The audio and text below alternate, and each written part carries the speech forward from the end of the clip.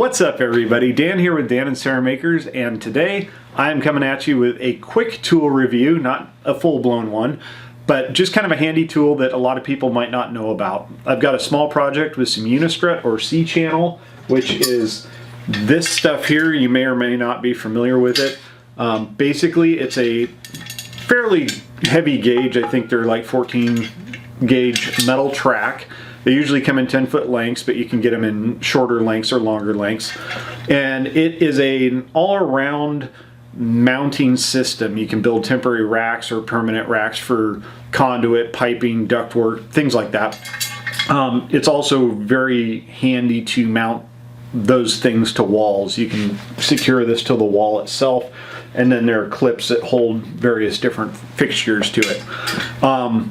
They come in different depths or this way.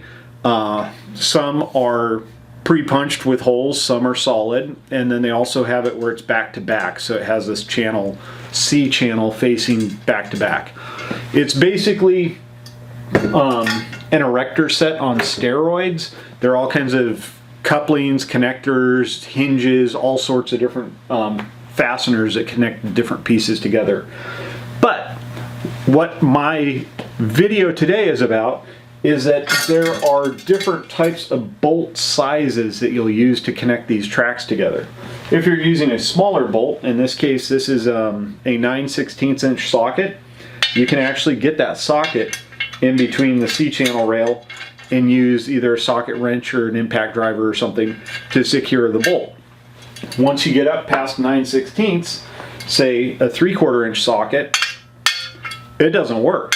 And I've had in the past that problem, and what I had to do is use like a crescent wrench or a pair of pliers or something and try and fit it in there and do little tiny incremental turns of the bolt head. Really miserable, really slow, you never get the torque you need, and sometimes you cannot get to the back side and use that side as a way to tighten the bolt down. Say you're using expansion anchors into a concrete wall or something, you've got to get through here because there's no way to get to the back side.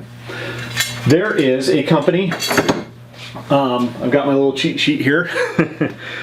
It is Dawson Manufacturing, or Dawson Channel Socket, and it's a company out of Sheffield, England, and they actually make specialty sockets specifically for this. They have two sizes. They have a 17mm and a 19mm, which are good because that's basically an M10 or M12 metric socket. So 17mm is an 11/16, and the M12 is a 3/4 inch. That's their equivalent sizes.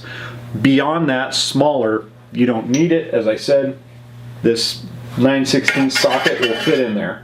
So once you get larger than that 9/16, you run into a problem. These are basically extensions that have flattened off edges so that they will actually fit down into this channel in between the rails. This is the 19mm or 3/4 inch, and it will fit inside that track and rotate and spin. So you can actually secure those bolts with all the torque you need, whether you're using a wrench handle or you're using a socket impact driver. They take 1/2 inch adapters or 1/2 inch sockets, so there's plenty of ability to get good torque on them. That is the size for both of these, the 17 and the 19mm extensions. These particular sockets here that I had, they just have the 3/8. So it is a really handy time-saving tool. It's simple. According to Dawson on their website, it took them about 2 years to create it. Obviously, somebody had to think about it for quite a while because it's one of those problems that everybody's probably run into if they've messed around with Unistrut too much, and they just had to figure out a way to do it. So they are hollow in the shank, so that it will allow you, if you're running on the backside where the bolt's going into the nut on the backside, it will give you the ability to tighten it down a ways. So all in all, they're not too expensive. Let's see, they have a lifetime warranty on them. They run, let's see, I assume that's pounds, not euros. 18 pounds, 23 pounds, 19 pounds, 24 pounds. They have different lengths or shank distances. This particular one probably isn't going to work on a really deep channel. It's maxed out at this size. There's a more shallow channel. This is kind of the intermediate channel depth. And then they have a really deep one. So the really deep one, you'd need this longer shank. So it's definitely the way to go. So anyways, hope you enjoyed this. Just a little quick video explaining a tool out there that probably not a lot of people have seen, especially if they have not worked with Unistrut a lot. I didn't know this tool existed until just a while ago. Our electricians who go through literally tons of this, in no exaggeration, they probably do literally tons and tons of installation of Unistrut. Same thing with our HVAC company.